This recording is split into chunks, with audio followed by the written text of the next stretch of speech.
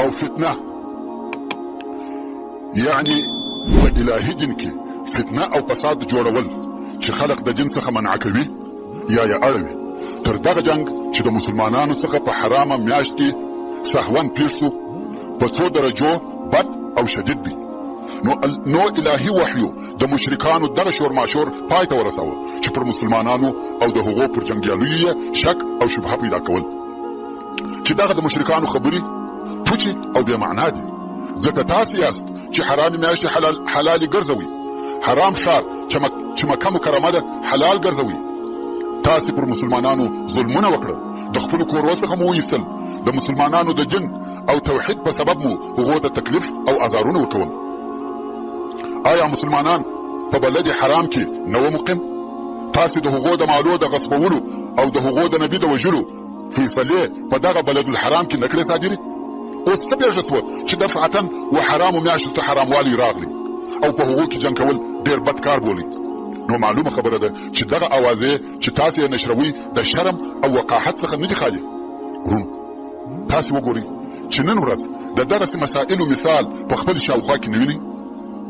زه نه غواړم چې تبصره پر وکړم، بلکې زه غواړم چې په تاسې کې هم د دغسې تبصرو استعداد پیدا سي او د سیرت النبي صلی الله علیه و وسلم څخه د احکامو او مثالو په راایستلو کې پوره تجربه حاصله او اعظمي ګټه واخلي. ورونو دا هغه سریې او غزاوې وې چې د بدر تر لوی غزا د مخه پېښې سوي دي او په یوه کې نه قتل سوی دي او نه مالونه اخیستل سوي دي بې له دغه اخرنۍ سریې څخه چې دا سریه هم پس له هغه څخه وه چې د کرز ابن جابر په مشرۍ مشرکانو پر مدینه منوره حمله وکړه، نفر یې هم ووژي او مالونه یې هم یوړه. یعنی شروع هم د مشرکانو د طرفه څخه وسوه. هغه د مخني کارونه خو یې پرېږده چې دوی کړي وه، اوس هم تجاوز د دوی د خوا څخه وه.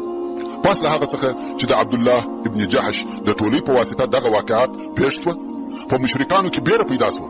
اوس یې حقیقي خطر حس کوي او د هغه شي څخه چې دوی بیرېده هغه ورته پېښ سو. پوه سوه چې د مدینې منورې مسلمانان پوره ویښ او باخبره دي او د دوی ټول تجارتي حرکتونه تر نظر لاندې دي. مسلمانان کولای سي چې 300 میله لرې یو ځای ته ولاړ سي او هلته د کفارو نفر مړه کړي، بندیان ونیسي، مالونه یې واخلي او دوی بیرته سالم او غانم خپل مرکز ته ولاړ سي. مشرکان په دې پوه سوه چې د دوی د شام تجارت په همیشني خطر کې ولوېدی. پر دې ټولو سربیره په عوض د دې چې د هغه خپلې سرکشۍ د خوبه څخه راویښ سي، د صلح او د نه تجاوز معاهدې ولیکې، لکه د جهینا او بنو زمره قبیلو چې ولیکلې. د قریشو حقد او حسد زیات سو. د دوی مشرانو او سردارانو هغه د مسلمانانو د تهدید او بیرولو لار ټینګه ونیول. ویل تاسې ټوله به د خپلو کورو په مابین کې ووژنو. د کفارو دغه تکبر او سرکشي وه چې د بدر و جنګ ته راوسته. مګر پس له سریې څخه د عبدالله ابن جحش د شعبان په میاشت کې پر مسلمانانو جهاد فرض سو او د جهاد د فرضیت په باره کې واضحه او روښانه آیاتونه نازل سو.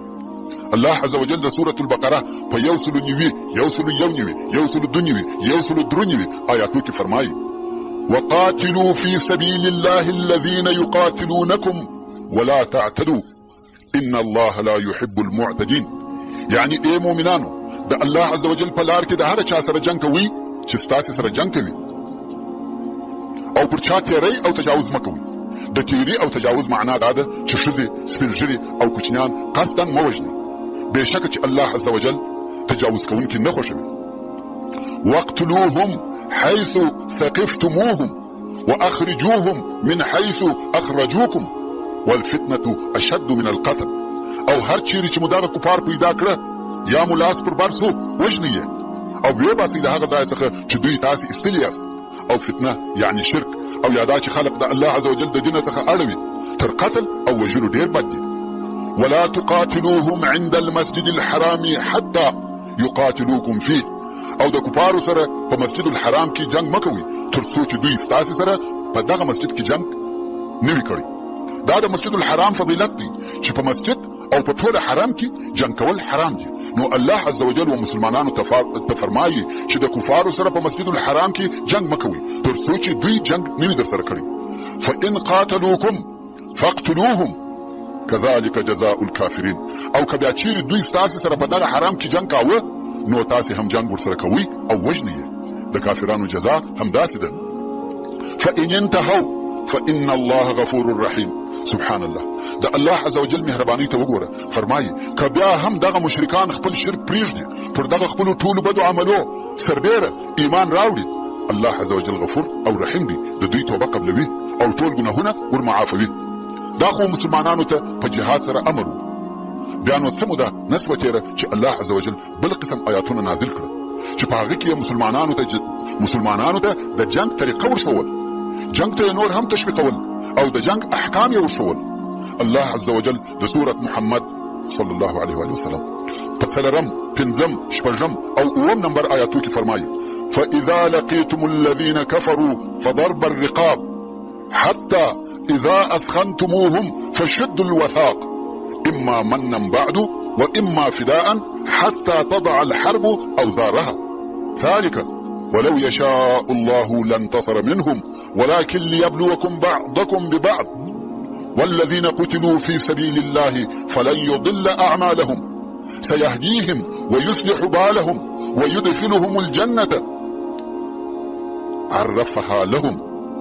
يعني كم وخت په جنگ کې د هغو کسانو سره مخامخ سي چې کافران سوي دي، نو د دوی غاړې وهي، وژني یې تر هغو پورې چې د دوی څخه مو ښه ډېر ووژل او پر غالبه سواست، بیا نو دوی ښه ټینګ وتړي، یعنی بندیان ځینې نیسي او ټینګ یې تړي چې درڅخه خلاص نسي.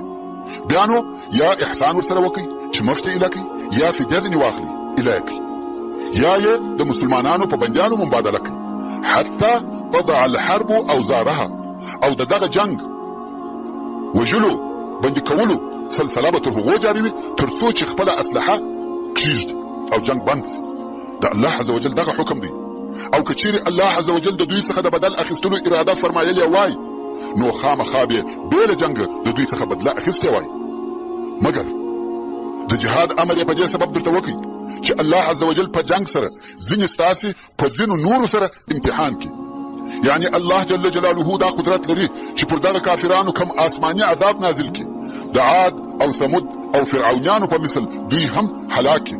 مګر یا اصلا د جنگ او جهاد څخه د بندگانو امتحان مقصد دی چې څوک د الله پر نامه خپل نوم او نشان، ځان او مال، اولاد او نور شیان قربانوي، او څوک د دې دنیا د ژوند وسایل، مکتبونه او شفاخانې، برق او ډامبر سړکان، تلیفون او موټران، ډالر او تجارت غواړي. والذين قتلوا في سبيل الله فلن يضل أعمالهم سيهديهم ويصلح بالهم ويدخلهم الجنة عرفها لهم. او هغه کسان چې د الله جل جلاله په لار کې وژل سوي دي، هیڅکله به الله د دوی عملونه ضایع نه کړي. که په ظاهره سره دوی ناکامه معلومیږي، خو په حقیقت کې هغه کامیابه دي. دغه تکلیفونه دوی و جنت ته بیایي او د آخرت لوړې درجې او مرتبې یې په نصیب کیږي، او دوی به الله و هغه جنت ته داخل کړي چې د هغه جنت اوصاف یې د انبیاء علیهم السلام په واسطه راته بیان کړي دي. نور هم الله عزوجل فرمایي یا ایها الذین آمنوا ان تنصروا الله ينصركم ويثبت اقدامكم.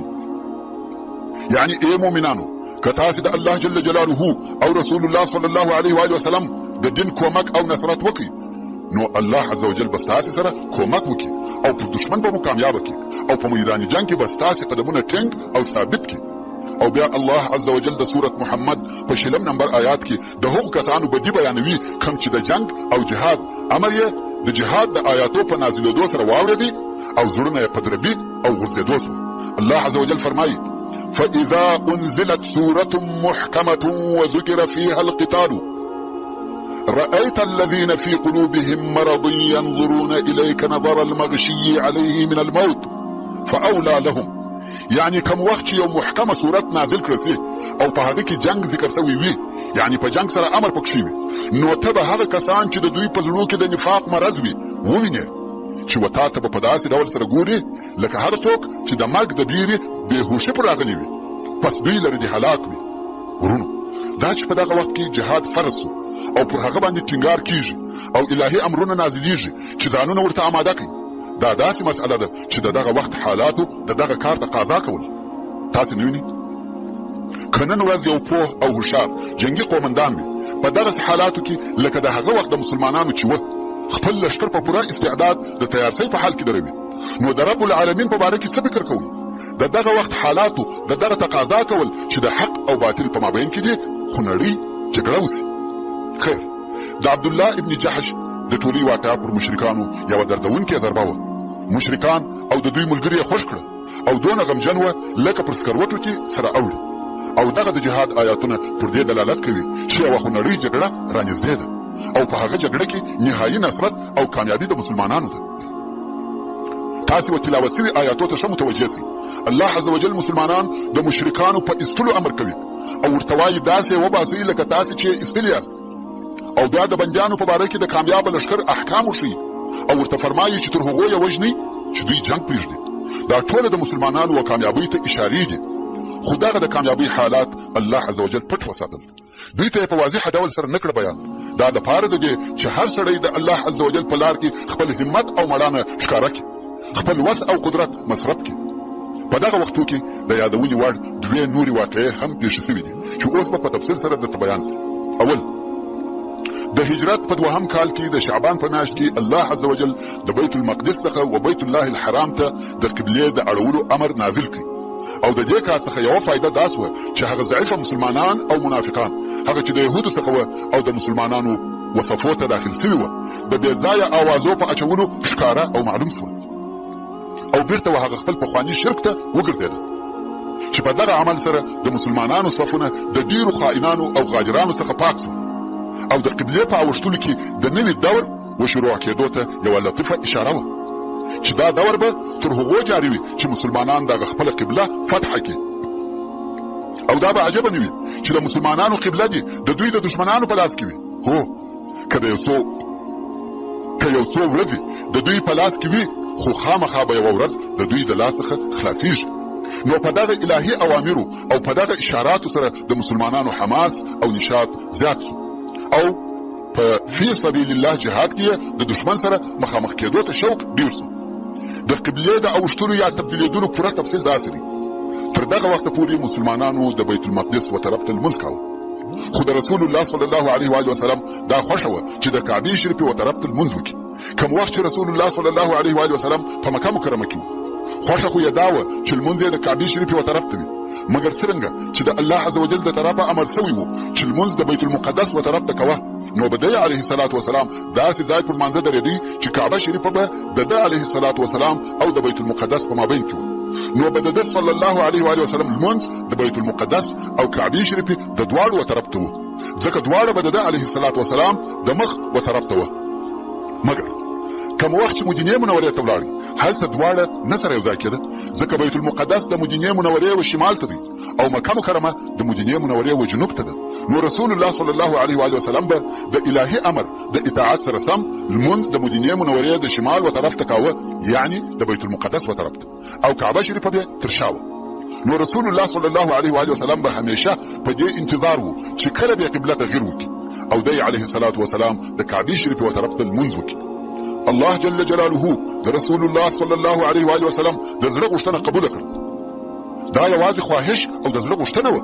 رسول الله صلی الله علیه و وسلم په دې باره کې خواست او دعا نه دي کړې، دا فقط یوه قلبي ارزو او الله جل جلاله د رسول الله صلی الله علیه و وسلم دغه ارزو قبوله او منظوره کړه. الله جل جلاله د سورة البقره په 143 نمبر آیات کې فرمایي: قد نرى تقلب وجهك في السماء فلنولينك قبلة ترضاها فول وجهك شطر المسجد الحرام. یعنی په تحقیق سره ستا د مخ اړول د اسمان و طرف ته موږ وینو، نو خامخا به موږ تا و هغه قبلې ته وګرځوو چې ته یې خوښوې او په راضي کېږې. نو په لمانځه کې د خپل مخ د کعبې شریفې یا مسجد الحرام و طرف ته وګرځوه. ورونو، دغه مسجد ته ولې مسجد الحرام ویل کېږي؟ دا ځکه چې هلته جنګ کول، ښکار کول، د درختو او وښو پرې کول او داسې نور کارونه حرام دي چې بل هیڅ مسجد دون عزت او حرمت نه لري لکه مسجد الحرام. او د رسول الله صلی الله علیه و وسلم ولې دغه قبله خوښه وه؟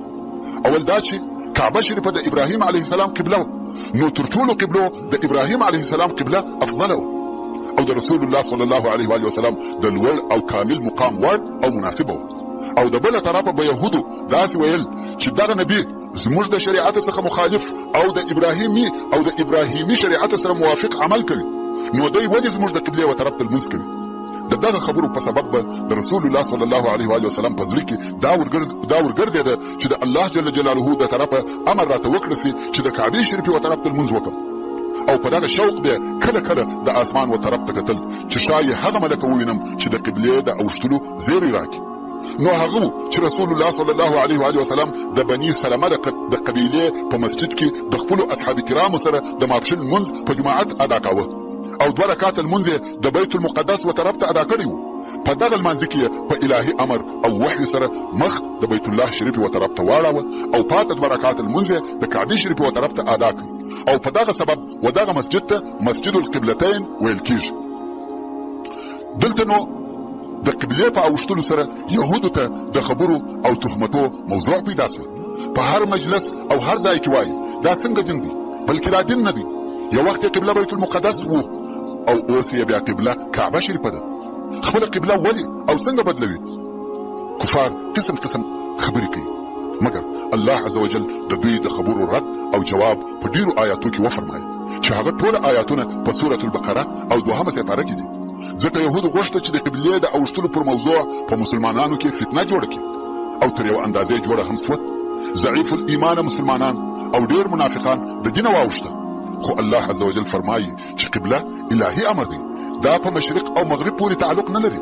الله عزوجل د سوره البقره په 1 نمبر آیات کې فرمایي ليس البر ان تولوا وجوهكم قبل المشرق والمغرب ولكن البر من آمن بالله واليوم الآخر والملائكة والكتاب والنبيين. يعني نیکی یوازې دا نه ده چې په لمانځه کې خپل مخان د مشرق یا مغرب و طرف ته وګرځوي، بلکې د دې کار سره د صحیح عقیده او لازمي اعمالو کول هم پکار دي.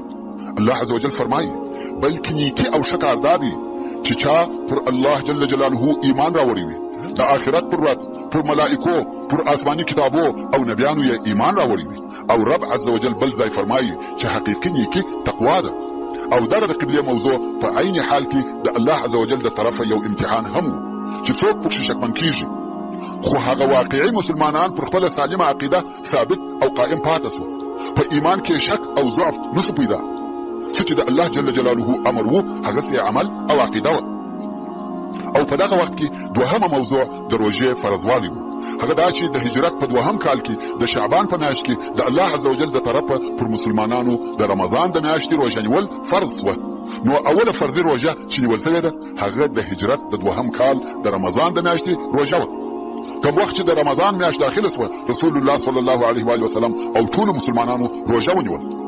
او د روژې په دغه مبارکه میاشت کې هغه لو او عظیمه غزا چې د بدر غزا ده پیښه شوه. دا غزا د اسلام په تاریخ کې هغه مشهوره غزا ده.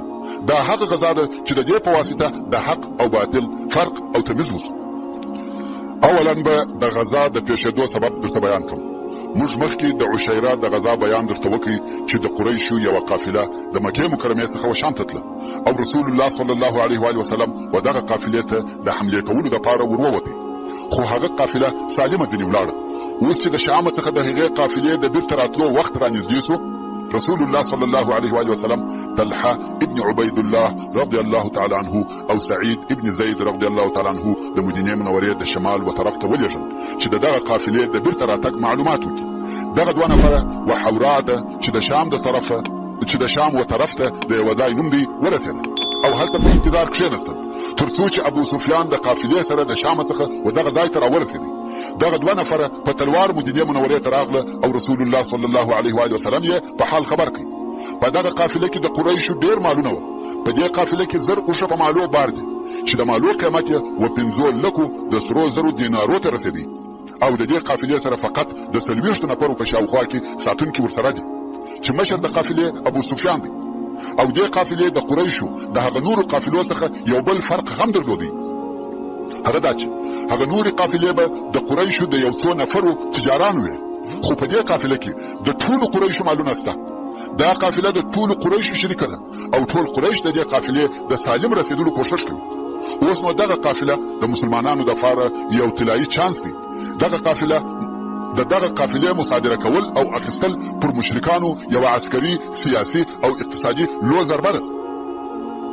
نو ځکه رسول الله صلی الله علیه و آله وسلم په مسلمانانو کې دا اعلان وکړي چې دا د قریشو قافله ده او په هغه کې د قریشو مالونه دي و دغه قافلې ته څوک را سره وځي شاید الله عزوجل یې ستاسې په نصیب کې. رسول الله صلی الله علیه و آله وسلم په دغه وتلو کې هیڅوک نه دی امر کړی بلکې معامله اختیاري وه. ویل هر څوک چې راسره وځي راضي دي. څرنګه چې په دغه وتلو کې چا دا فکر نه کاوه چې د قافلې په عوض دي د مکې مکرمې د لوی لښکر سره په بدر کې جنگ وسي، نو ډېر صحابه کرام په مدینه منوره کې پاتې شول، ځکه دوی داسې فکر کاوه چې د رسول الله صلی الله علیه و آله وسلم دغه د قافلې د پاره وتل به د هغه نورو غزاو او سریو په مثل سره یو وتل وي. نو ځکه هر هغه څوک چې دغه غزا څخه پاتې شوی دی پر هغه هیڅ مسؤلیت نشته او نه وو. حضرت عثمان رضی الله تعالی عنہ هم ځان آماده کړ او د وتلو اراده وکړه، مګر د در رضی الله تعالی عنہ زوجه رقیه رضی الله تعالی عنها چې د رسول الله صلی الله علیه و آله وسلم لور و، ډېره سخته مریضه وه. نو رسول الله صلی الله علیه و آله وسلم ورته وفرمایل ته د رقیه سره پاتې شه، او د بدر د غزا څخه د عثمان رضی الله تعالی عنہ د پاتې کېدو سبب هم دغه و، کنه د رضی الله تعالی عنہ د وتلو دپاره تیاری نیولې وه. دلته رسول الله صلی الله علیه و آله وسلم خپل لښکر آماده کوي. هلته په مکه مکرمه کې یوه کوچنۍ واقعه پیښه شوه چې اول به هغه واقعه درته بیان کړم او بیا به د اسلامي لښکر وجوړولو ته راسو. عاتکه د عبدالمطلب لور او د رسول الله صلی الله علیه و آله وسلم عمه چې په مکه مکرمه کې وه، یو خوب یې ولیدی چې ډېره یې وبېروه او وارخطا یې کړه. هغې داسې خوب ولیدی چې یو سړی په مکه مکرمه کې په ابتح د یو ځای نوم دی، په ابتح کې ودرېدی او نار یې کړه: ای غادرانو، ای خائنانو، په درو ورځو کې خپلو مړو ته ولاړ شئ. بیا د ابتح څخه تر کعبې شریفې پورې راغلی، دلته بیا ودرېدی او نار یې کړه: ای غادرانو، په درو ورځو کې خپل مرګ ته ولاړ شئ. او بیا دغه نفر د ابي قبیس غره ته وختي او بیا یې هغه ناره وکړه. وروسته دغه نفر یوه ډبره واخیسته او د مکې مکرمې خواته یې وغورځول. دغه ډبره په هوا کې لکه بم سره وچاوده او یوه ټوټه یې د مکې مکرمې په هر کور کې ولوېده. عاتکې دغه خوب ولیدی چې د تاریخ په کتابو کې د عاتکې د خوب په نامه سره مشهوره دی. عاتکه چې د دې خوب څخه ډېره بېرېدلې وه، دا خوب یې خپل ورور عباس رضی الله تعالی عنه ته ووایه. عباس رضی الله تعالی عنه تر دغه وخته پر هغه خپل پخواني دین یعنی شرک او هلته په مکه مکرمه کې اوسېدی. عباس هم د دغه خوب څخه وبېرېدی او خپل خور ته یې وویل دا خوب چاته مه وایه. مګر په خپله عباس یو ملګری او نږدې اشنا یې درلودی چې ولید ابن عتبه او هغه ته یې دا خوب ووایه او دا سپارښت یې پر وکړي چې چاته یې ونه وایي، د ځان سره یې پټ وساتي. ولید ابن عتبه بیا دا خوب خپل پلار ته ووایه او ورته یې ویل دا حال چاته مه وایه چې څوک په خبر نه شي. مګر ورونو تاسې ته معلومه ده سر یا پټ راز که تر دوو تیر سو بیا نو پټ راز یا سر نه دی. څوک وایي چې د دوو څخه دوه نفره مقصد دی، یعنی تر دوه نفره زیات که په خبر سوه بیا نو پټ نه پاتې کېږي. مګر څوک وایي چې د دوو څخه مقصد دوه شوندان دي، یعنی که دې تر خوله ووتی بیا یې نو د پټ ساتلو امید مه کوه. نو د عاتکې خوب هم وپاشل سو او ټوله مکه په خبره سوه. خو د عباس ابن عبدالمطلب دا خیال دی چې د خوب په حال څوک نه دي خبر او راغلی پر کعبه شریف په طواف کوي. هلته بیا ابو جهل او د قریشو څو نور مشران سره ناست دي او د عاتکې د خوب په باره کې خبرې سره کوي. کوم وخت چې عباس رضی الله تعالی عنه د دوی پر برابري راغلی، ابو جهل ور غږ کړه: ویل یا ابا الفضل، کوم وخت چې د طواف فارغ سوې بیا راسه زموږ سره کښېنه. عباس چې د طواف څخه فارغ سو نو هلته ورغلی او د دوی سره کښېنستی. ابو جهل ورته ویل: یا ابن عبدالمطلب، زه وینم چې په تاسې کې نبیان ډېر سوه. عباس ویل: مقصد دې څه دی؟ ابو جهل ویل: کوم وخت چې نر در پکښې نبي سو موږ چپ وو، مګر اوس ښځې هم در پکښې نبیانې کېږي. عباس رضی الله تعالی عنه وایي: ته څه وایه؟ مقصد دې څه دی؟ ابو جهل ویل: د عاتکې خوب در یادوم. عباس ویل: کم خوب؟ ځان یې بې خبره ښکاره کړ. ابو جهل ویل: هغه خوب چې داسې او داسې یې لیدلي وه. ابو جهل پوره خبر و او هغه خوب یې ورته ووایه. عباس رضی الله تعالی عنه ویل: دا نه ده صحیح، څوک وایي؟ منکره سو، ځکه عباس پوهېدی که دا خوب نسو رښتیا بیا نو ودوی ته پیغور جوړېږي. خو ابو جهل یوه سخته جمله وویل، هغه دا چې ویل: په والله که په دغه ورځو کې شی نسو پېښ، موږ به د عبدالمطلب پر اولاده یو لیک ولیکو چې دوی په ټولو عربو کې هغه درواغجنه کورنۍ ده. او عباس رضی الله تعالی عنه بیا هم انکار کوي. خیر، عباس کور ته ولاړ او دا بیان یې هلته په کور کې وکړي. د عبدالمطلب د کورنۍ ښځې پر راټولې سوې او ویل: ابو جهل د عبدالمطلب پر کورنۍ او اولاده دغسې خبرې کولې او ته ورته چپ وې؟ هغه څنګه دا جرأت پیدا کوي او بیا ته چپه خوله وې؟ دلته نو عباس رضی الله تعالی عنه هم قصد وکړي که چیرې دا 3 ورځې تېرې سوې او کم شی هم نه سو پېښ نو خود ابو جهل یو څه راته وایي او دا وه که هغه یوه لږ او کوچنۍ خبره هم وکړي زه به جنګ ورسره کوم او وهم به. عباس رضی الله تعالی عنه دا وار عزم او اراده کړې ده چې ابو جهل ته وهل ورکړي. دا قصه د هلته په مکه مکرمه کې پرېږده. موږ به بیرته مدینې منورې او د قافلې د حملې دپاره د رسول الله صلی الله علیه و وسلم د لښکر وجوړولو ته ولاړ سو. رسول الله صلی الله علیه و وسلم د وتلو دپاره تیاری ونیول او 314 یا 314 یا 319 نفره ورسره دي، چې دا مختلف روایتونه دي، چې 2 یا 3 یا 4 نفر یې د مهاجرینو څخه دي او 1 نفر یې د اوس د قبیلې څخه دي او 100 نفر یې د خزرج د قبیلې څخه دي. مسلمانانو د دغه راوتلو دپاره کم خاص ترتیبات نه ونیولي او نه خپل پوره ضروريات ورسره اخیستي وو. په دې ټوله لښکر کې فقط 2 اسان وو، چې یو یې د زبیر بن العوام رضی الله تعالی عنه او بل یې د مقداد رضی الله تعالی عنه او دغه ټوله لښکر سره او یا اوښ ورسره وو، چې پر یوه اوښ به 2 یا 3 نفره په نوبت سپرېده. یو سپریږي هغه 2 پر پښو ځي او بیا بل سپریږي نور 2 پر پښو ځي او داسې کسان هم وو چې هیڅ اوښ یې نه درلودي، هغه دا ټوله لار پر پښو رهي وو. رسول الله صلی الله علیه و وسلم علي بن ابي طالب رضی الله تعالی عنه او مرثد ابن ابي مرثد رضی الله تعالی عنه په یوه اوښ شریکان وو. دغه لښکر عمومي بیرغ و مصعب ابن عمیر رضی الله تعالی عنه ته ورکول سو او دغه لښکر و 2 ټولیو ته وویشل سو، چې یوه ټولۍ د مهاجرینو وه او د ټولۍ بیرغ د علي ابن ابي طالب رضی الله تعالی عنه څخه وو او بله ټولۍ د انصار وه چې بیرغ یې د سعد ابن معاذ رضی الله تعالی عنه څخه وو. د لښکر د راسته طرف قومندان زبیر ابن العوام رضی الله تعالی عنه او د لښکر د چپه طرف قومندان مقداد ابن عمرو رضی الله تعالی عنه او فقط دغه 2 نفره وو چې په ټوله لښکر کې اسان درلوده او د لښکر د شاته طرف قومندان قیس ابن ابي صعصع رضی الله تعالی عنه او د لښکر عمومي قومندان یا قائد اعلی وخبر رسول الله صلی الله علیه و وسلم وو. رسول الله صلی الله علیه و وسلم دغه غریب او غیر کامل لښکر سره د مدینې منورې څخه راووتی او د مکې مکرمې پر هغه عمومي لار رهي سو تر څو چې وبئر الرحاة ته ورسېدی. دغه ځای څخه چې لښکر بار سو نو یې د مکې مکرمې عمومي لار و چپه طرف ته پرېښول او دوی پر راسته طرف د بدر و طرف ته رهي سول تر څو چې وصفرا ته نږدې سو او د هغه ځای څخه د خپلو اصحابو څخه 2 نفره چې یو یې بسبس ابن عمرو وو او بل یې عدي ابن الزغباء وو و بدر ته ولېږل چې د قریشو د قافلې معلومات وکړي. بسبس او عدي ولیده چې یو سړی د بدر د اوبو پر غاړه ناست دی او 2 انجونې هم د بدر د اوبو و طرف ته رهي دي، غواړي چې اوبه یوسي. دغه 2 انجونې پر لارې خبرې سره کوي. بسبس او عدي یې اوري، یوه ورته وایي هغه زما حق راکه، هغه بله وایي ښه دی صبر وکړه چې دغه قافله را ورسېده ځینې را بېنیسم او در بې کړم.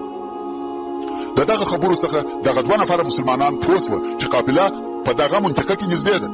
نو رسول الله صلی الله علیه و وسلم ته د قافلې د نږدېوالي خبر ورکړ. اوس نو قافله پسې راواخله.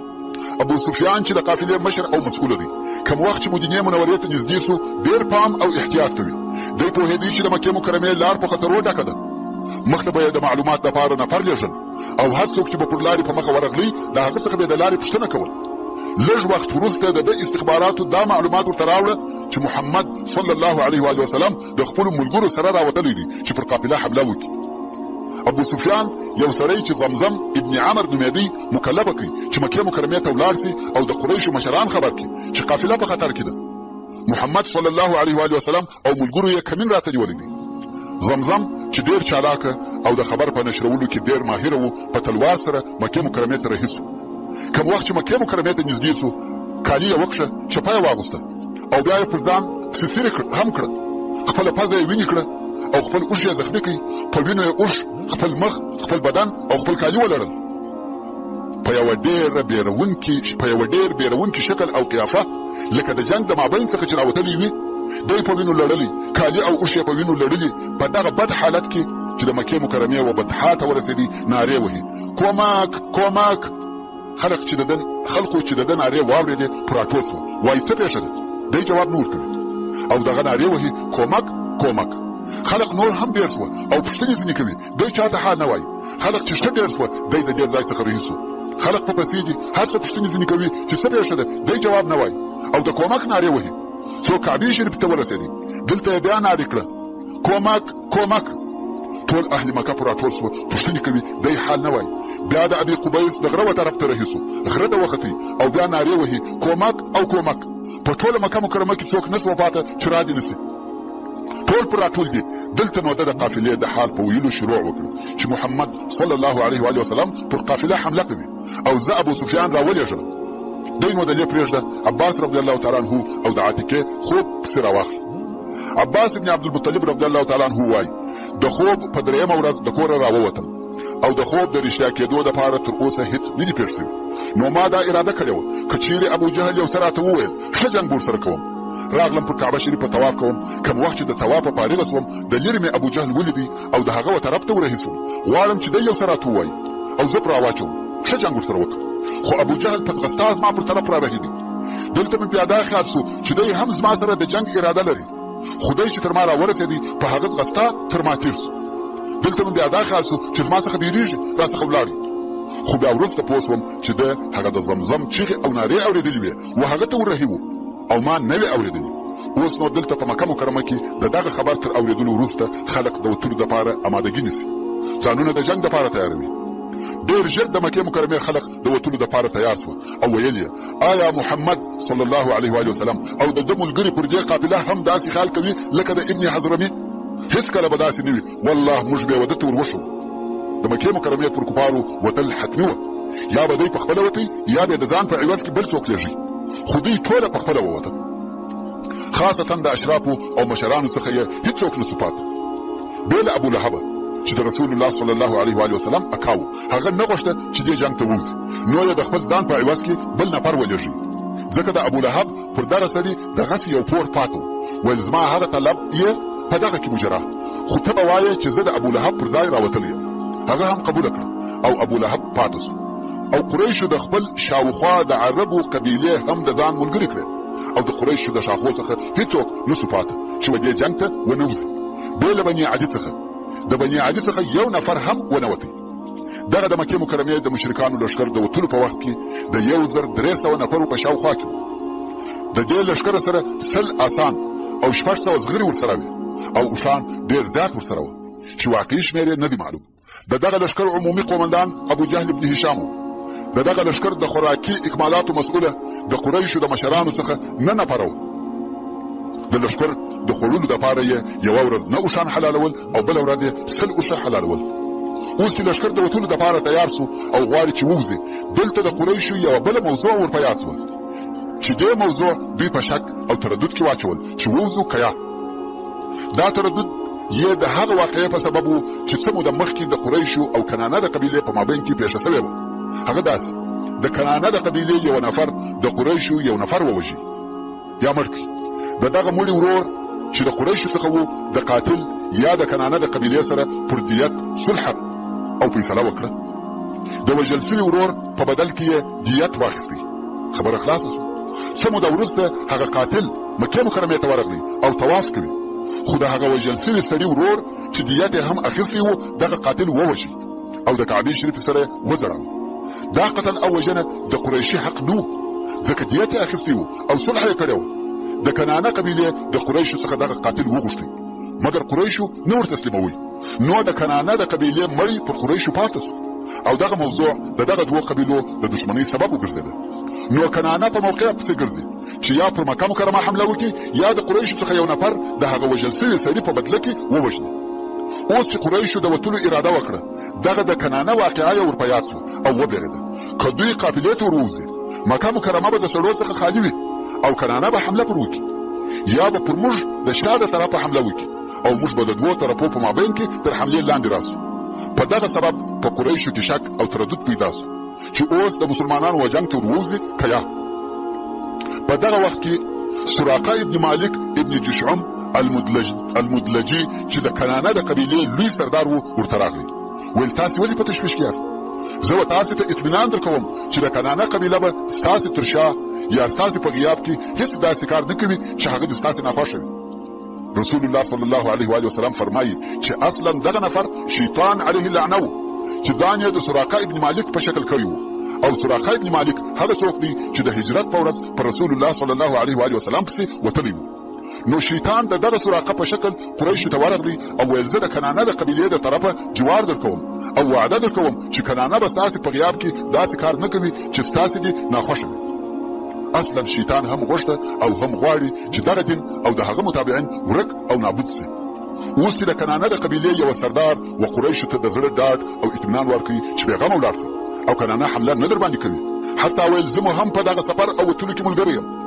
الله عز وجل دغه موضوع په قرآن مجید کې ذکر کړي او د سورة الانفال په 48 نمبر آیات کې فرمایي: وَإِذْ زَيَّنَ لَهُمُ الشَّيْطَانُ أَعْمَالَهُمْ وقال لا غالب لكم اليوم من الناس وإني جار لكم. يعني کوم وخت چې شیطان دغه کفارو ته د دوی عملونه ښکاره کړه او ویل نن ورځ پر تاسې هیڅ غالبه نشته، پر تاسې څوک حمله نه کوي او زه ستاسې ساتونکی یم، زه جوار در کوم. الله عز وجل فرمایي چې دا شیطان و. نو یو هم شیطان و چې کفار یې و دې جنګ ته راکش کړل. اوس نو د شیطان په اطمینان او ملګرتیا کفار د مکې مکرمې څخه ورووته. په خپل قوت او طاقت د الله او رسول الله صلی الله علیه و آله وسلم دشمنی کوي. پر رسول الله صلی الله علیه و آله وسلم او د هغه پر اصحابو فقهر او غضب دي چې څنګه د دوی پر قافلو حمله کوي. په ډېر سرعت او چابکي د بدر پر طرف رهي سوه. تر وادي عصفان تیر سوه، بیا تر قدید تیر سوه، بیا تر جحفې تیر سوه. دلته د ابو سفیان د طرفه بل نوی خبر ورته راغلی چې ویل ستاسې د قافلې مالو او خلقو د خلاصون دپاره راوتلي واست او هغه الله خلاص کړه، بیرته وګرځئ. اوس نو ابو سفیان قافله څنګه خلاصه کړه؟ ابو سفیان د مکې مکرمې پر عمومي لار رهي و، مګر همیشه ویښ او په احتیاط کې.